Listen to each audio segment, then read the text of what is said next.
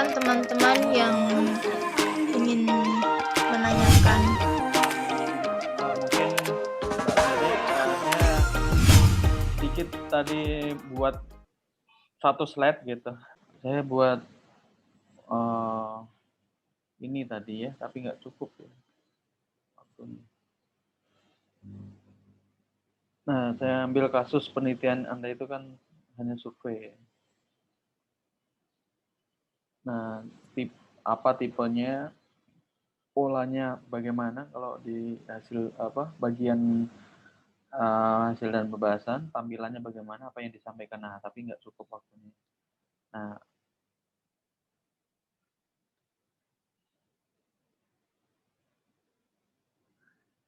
jadi dalam hasil dan pembahasan nanti Anda itu dalam beberapa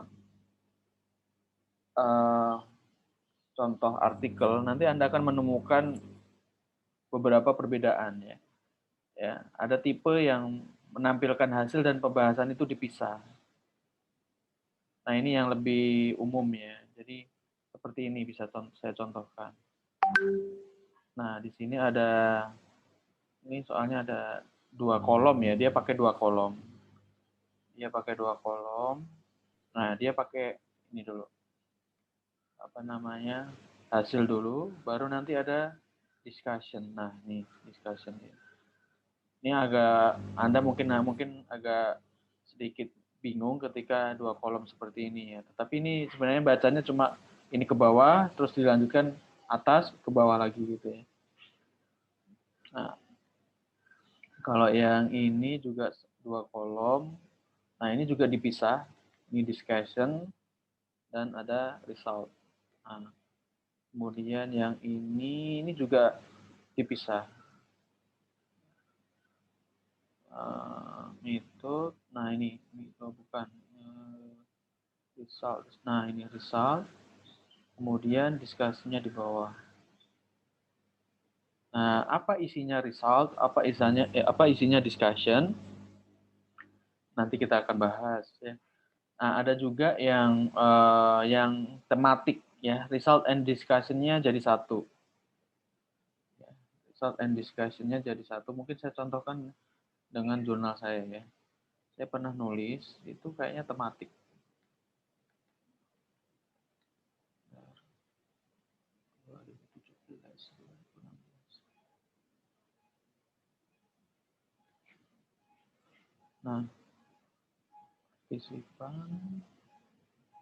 Nah, ini result and discussion. Saya menggunakannya tematik. Tematik itu ya antara result and discussion-nya itu jadi satu. Misalnya ini adalah hasil ya. Tetapi ada pembahasannya ya. Nah, biasanya pembahasan itu ditandai dengan pendapat-pendapat yang diperkuat dengan penelitian-penelitian yang relevan. Ingat ya, di discussion itu apa temuan kita itu sejalan dengan temuan penelitian lain. Biasanya ada banyak kutipan di pembahasan itu. Nah, ini ada kutipan, ya, ini ada kutipan, ya. Nah, ini makanya embed discussion-nya itu embed ke result. Jadi discussion-nya itu tematik ya, tematik atau gabung dengan result. Nah, saya pernah membuat artikel yang gabung seperti itu. Saya juga pernah buat yang, bentar, ini dipisah atau digabung? Oh, ini dipisah. Saya juga pernah membuat dengan cara dipisah. Ini result, kemudian ada discussion-nya. Ini ada discussion-nya. Nah, jadi itu ya. Beberapa tipe dalam sebuah artikel. Nah, kemudian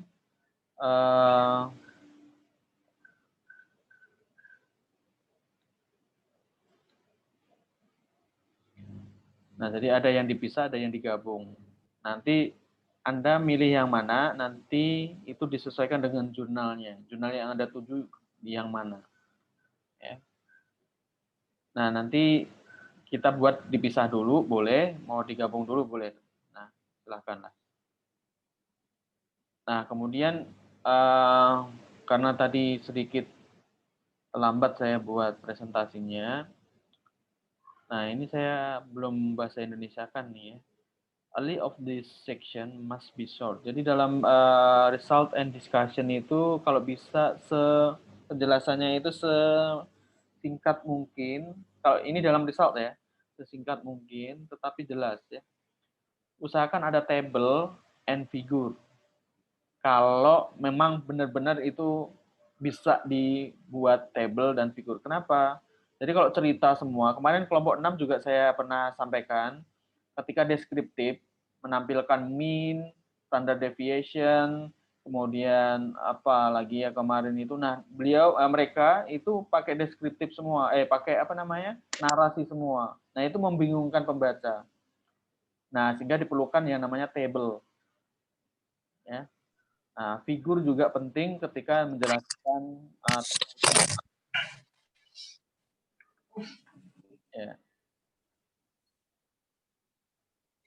itu ya. Jadi penjelasan table and figure menjadi penting untuk bagian penting untuk menjelaskan interpretasi yang clear untuk pembaca. Nah, sehingga biasanya di bawah table dan figur itu Anda nanti kalau Anda membuat table atau figur itu usually begin with the sentence based on table. Misalkan Anda membuat tabel 1 tentang data deskriptif. Nah, harus ada penjelasan di bawahnya. Berdasarkan tabel 1 di atas, min, faktor A, sekian. Ketika Anda menampilkan tabel, selalu harus ada kata based on table berapa. Ini contohnya begini. Nah, saya coba. Nah, tabel 3. Ini kan saya buat tabel 3. Selalu ada kata-kata di bawah atau di atasnya, itu menunjukkan tabel 3 itu. Ini tabel 3. Nah, sebagaimana yang ditunjukkan tabel 3, nah artinya ada penjelasannya. Gitu. Kalau Anda membuat tabel 2, biasanya based on table 2, ya kan? Atau kalau saya kata-katanya beda-beda ya. Nah, jadi intinya ada penjelasan di bawahnya. Gitu ya. As present in table 1 gitu ya. Jadi apa namanya harus ada penjelasan yang terkait apa namanya itu. Kemudian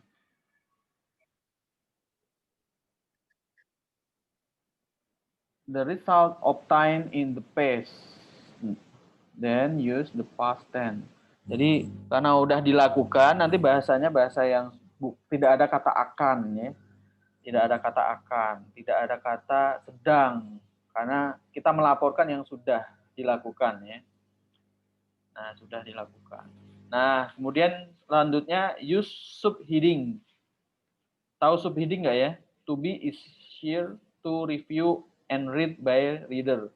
Jadi subheading ini untuk memudahkan untuk meninjau atau untuk dibaca oleh pembaca. Contohnya gini. Nah, result. Nah, subheading ini itu bisa didasarkan pada kalau saya di sini research question 1. What are the mathematical related belief that tend to be held by teacher? Jadi di sini saya menampilkan di subheading pertama saya adalah berdasarkan pertanyaan-pertanyaan ya. Pertanyaan saya itu ada kalau tidak salah ada 3 nih, 4 nih. Nah, ingat, purpose atau pertanyaan penelitian itu selalu biasanya diiringi di sini. Pertanyaan sini, what are mathematical beliefs? Apa persepsi yang diyakini guru tentang matematika itu? Ya. Nah, kemudian saya jawab di bagian result di sini, ya, dengan tabel dulu. Nah, jadi ada 3 subscale atau faktor ya. Kalau saya namanya subscale. Ini belief nature mathematics, apa ya, keyakinan tentang sifat matematika itu apa, min-nya berapa ditampilin, ya. Nah, setiap min harus didampingi dengan standard deviation. Nah, kemarin udah saya ajari di kelompok 6 itu membuat min range of item. Jadi item yang min-nya yang paling rendah sampai yang tertinggi itu berapa. Nanti akan kelihatan, oh dari sekian faktor ini, ya, dari sekian faktor ini yang paling rendah ini nih. Yang 3,970 sampai 4,272. Artinya orang akan mengklaim, ini mah apa namanya, dia yang paling rendahnya di situ, artinya dia tidak setuju tentang matematika sebagai apa gitu ya. Nah, jadi itu. Kemudian ini karena hanya 2 faktor, itu saya uji T kan, ya uji T. Sampel saya kan 320. Nah, itu. Kemudian di tabel di selanjutnya, discuss its result with affect your hypothesis, conclusion, and so on. Nah, ini memang diskusikan hasil dari apa namanya, terkait hipotesis dan conclusion atau kesimpulan Anda atau jawaban Anda yang terkait dengan pertanyaan Anda seperti tadi, ya. Nah, ini kalau saya per pertanyaan. Jadi subheading itu membuatnya bisa macam-macam. Nah, kalau saya berdasarkan sub pertanyaan. Kalau yang ini saya juga pernah membuat subheadingnya, kan ini result and discussion jadi satu. Nah, di sini saya bilang Sergem believe about mathematics. Nah, ini berdasarkan kronologinya. Misalkan gini, saya buat nih, saya tampilkan yang tampilannya agak menarik ya. Nah, ini yang agak gede. Mana resultnya? Nah, nih result. Dia awali dengan mathematics utility conception. Dia akan menjelaskan tentang pengetahuan anak tentang matematika itu seperti apa. Nah, semua ini tuh sesuai dengan pertanyaan penelitian mereka. Nah, saya kurang tahu pertanyaan ini apa ya, karena saya baru buka juga. The present explain we investigation. Oh, one. It at the present two explaining production disponible. Untuk menginvestigasi asosiasi dengan matematika. Oh ini nih research question. Research questionnya ada 4. Nah, apa pengetahuan pengetahuan matematika yang dimiliki anak dan bagaimana itu berbeda di antara kelas mereka, level kelas. Ya. Nah, jadi pertanyaan di artikel ini ya. Dari matematika. Nah, dia tampilin yang ini dulu apa namanya, respon. Nah, respon ini berdasarkan konsepsi mereka, apa itu matematika, responnya macam-macam. Matematika itu tentang perhitungan ya, dia kelompokkan di sini ya, tentang proses. Nah, ini. Nah, saya belum baca secara detail ya ini ya. Nah, jadi ini hanya penampilannya bagaimana di bagian hasil ya. Kita tidak sedang dalam menganalisis apa isinya, tetapi bagaimana tampilannya. Nah, atau mungkin diawali dengan deskriptif dulu. Nah, ini kan ada deskriptif statistik, dapat dilihat di tabel 2. Tabel 2 itu nggak ada tabel 2 di bawah ini. Nggak harus di bawah ini ya. Dia meletakkannya malah di atas ini. Karena dia pakai 2 kolom. 2 kolom itu nggak boleh, kalau misalkan ini satu tabel seperti ini banyak, nggak boleh dipadetin di 1 kolom, 2 kolom. Nggak cukup, makanya dia taruh di atas. Ya, tabel 2. Nah, ini ada minimal berapa, maksimal berapa. Ini deskriptif ya. Nah, kemudian nah ini subheading lagi ya. Subheading ini biasanya dari bisa didasarkan pada pertanyaan penelitian, bisa didasarkan pada prosedur penelitian. Jadi dia mulai mendeskriptifkan dulu datanya, kemudian baru misalkan uji T, uji apa atau apa. Dengan bahasa-bahasa, bukan bahasa statistik ya, tapi bahasa misalkan data deskriptif tentang minat belajar matematika. Kemudian di bawahnya korelasi antar faktor, misalkan ya, korelasi antar faktor minat matematika. Kemudian selanjutnya perbedaan minat belajar matematika didasarkan pada gender. Kelompok 6 ini ya. Saya cerita ini karena ingat kelompok 6 kemarin sudah konsultasi tentang minat belajar matematika. Nah, itu ya. Kemudian ya, bentar dulu. Belum selesai ya. Bentar dulu. Finally, discuss the implication of your result. Ini saya kira udah jelas ya, diskusikan implikasi dari penelitian Anda. Jadi kalau misalkan Anda menemukan minat itu rendah, apa implikasinya, apa akibatnya, bagaimana penanggulangannya, itu harus dibahas di bagian discussion. One of the major very strong statement. Nah, jadi dalam bagian pembahasan itu ya, writing the discussion section itu harus overstating ya. Jadi harus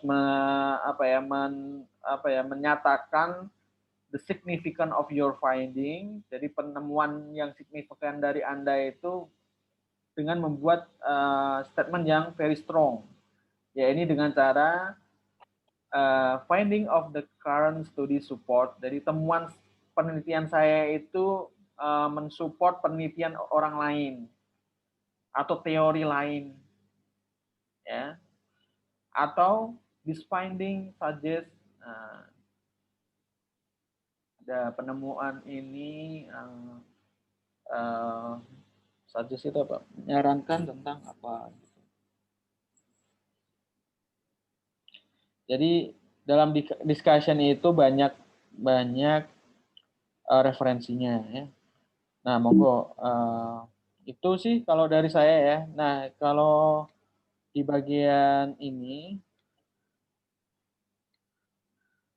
kemarin ini kan sebagian besar deskriptif, survei deskriptif ya. Sehingga di sini saya batasi yang survei deskriptif. Mulailah dengan data deskriptif dulu. Nah, data deskriptif dulu Anda itu per faktor. Kemarin kalau minat belajar, ya kemarin kalau nggak salah tentang ada positif valence, negatif valence, kemudian yang satunya tentang time ya. Nah, masing-masing faktor dicari min-nya, SD-nya berapa, min rank of item-nya berapa. Ya, cukup itu juga boleh, mau ditambah-tambah yang lain ya, monggo kalau. Nah, kemudian ini correlation among factor on the belief scale ya. Kalau saya kan meneliti tentang belief scale. Kalau Anda kan kemarin kelompok 6 kan minat. Nah, dikorelasikan faktor pertama itu korelasinya dengan faktor pertama ya tetap pasti 1. Nah, korelasi faktor pertama dengan faktor kedua berapa? Nah, kalau bintang 1 kayak gini itu artinya signifikannya pada 0,05% ya, atau 5% maksud saya, atau 0,05. Nah, kalau bintang 2 itu signifikannya pada 0,01, artinya sangat signifikan. Nah, jadi kemudian ada tabel kayak gini, ini kan kemarin sekali run di SPSS, langsung dijelasin. Jelasinnya nggak usah semua dibaca, baca aja bilang bahwa significant correlation diperlihatkan oleh instrumental teaching, nah di sini ya, dengan isolate. Nah ini, jadi ini sama 6, nah ini. Nah, dibahas ya 1% level of significance. Nah, diinterpretasikan lah, bukan dibahas ya. Kalau ini karena saya pisah ya antara discussion dengan result. Kemudian setelah ada correlation among faktor di antara faktor minat itu, nah apa namanya kalau ini praktek ya. Kalau saya neliti praktek sama keyakinan kemarin itu. Kemudian apa lagi? Oh cuma itu ya. Cuma itu ternyata. Nah kalau di sini, oh ini nggak ini ya. Ini tentang apa ya? Grit ya. Grit itu tentang apa ya? Grit itu daya juang ya apa ya?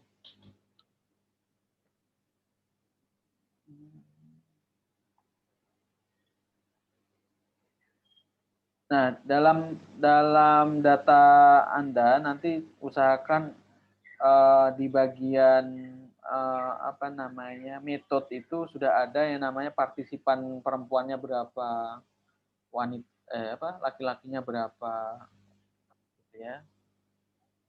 Jadi harus detail karena biasanya gender itu sering dijelaskan.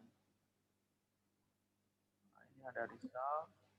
Nah ini perhatikan ini ada min, ada SD, ya min sama SD, tetapi selalu ditampilkan juga di sini no. Mana tadi tabel 3? Tabel 3. Oh ini. Oh ini korelasi. Oh ini M, SD. Jadi ditaruh di belakang ya. Jadi nggak usah pusing. Ini 1, 2, 3 ini singkatan sampai 12 sampai ini. Ini singkatan GSA. 1 itu ya. 2 itu time to. Dan ini korelasi biasa ya. Nah,